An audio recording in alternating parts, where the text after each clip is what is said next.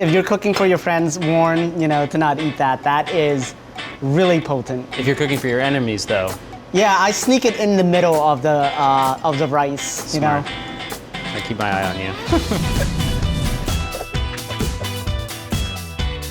Bun Cheam of Talde in Park Slope, Brooklyn. What are you gonna make for us today?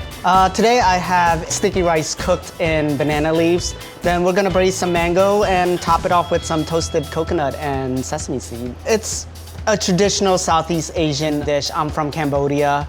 My grandmother makes a version of this dish for me when I come home. So this is a dessert you've been pretty much eating your whole life? All my life. We'll start with braising some mangoes. So, we'll go in with the coconut milk. This is something my grandmother doesn't use. I use a little bit of dry Thai chili. Thai chili. Yeah, it gives it a little smokiness, I feel like, and a little bit of heat. Also, I use a little bit of kaffir lime leaf in it. Kaffir lime leaf is basically native to Southeast Asia, really, really floral and really, really bright. Wow, yeah. It just adds like this citrus flavor, but you don't get the acid. Once it boils like this, I'll add my dried mangoes. The ones that are fresh, sometimes they're not as sweet as you want them to be, and they have a lot of water. And once it boils, I'll lower the temperature to a little low simmer, so that way, one, it doesn't reduce so quick, and two, it allows the mango to get nice and tender. And that also is allowing the lime leaf and the chili to slowly steep out, right? Yeah, so it's basically like making almost like a tea. You're imparting all that flavor into the coconut milk itself, which will be a part of the sauce for the sticky rice. Let that simmer for about 30 minutes, 30 to 40 minutes depending. When it's right, the milk itself should be nice, saucy, thick, and the mango should be nice and soft.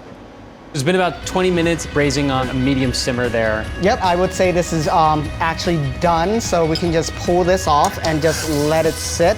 The color changed into a little orangey from the mango, but it absorbed the chili flavor, that smokiness from the chili, the kaffir lime, a little bit of the citrus. The mango itself has become nice and soft kind and of plumped tender, up a little bit. Plumped up a little bit. You can basically cut it with the spoon. That's when you actually know that it's ready to go.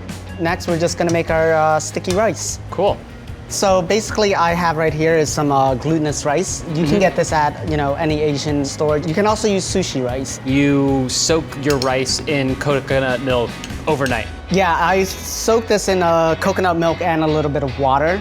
It lets the coconut milk and the rice absorb into the rice grains. And when we're cooking it, the rice is actually cooking from the inside out. Okay, cool. Just put some rice in the banana leaves. Rice expands to about double the size, so you don't want to go too much. And then go ahead and fold one over like this. Fold it this way? Yep, and then fold it again, exactly. And then you want to tuck this in like this. And you just want to take a skewer. Just kind of weave it through. Just weave it through so it's, it stays nice and closed. And then I just throw it right into the steamer. So that'll take about a half hour to... 45 minutes. 45 minutes to steam. So we'll just chill. We'll just chill, yeah. So anything, seen any good movies or anything? Or? So it's been about 45 minutes, so it should be steamed and ready to go.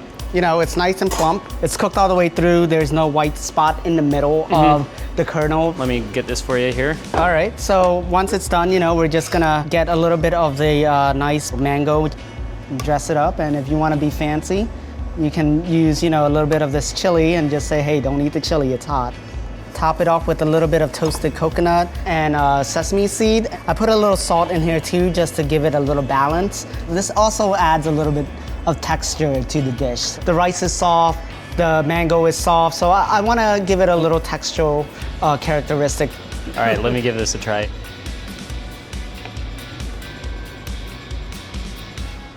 Oh my God. Isn't that good? The flavor is so subtle, but there's a great creaminess to it.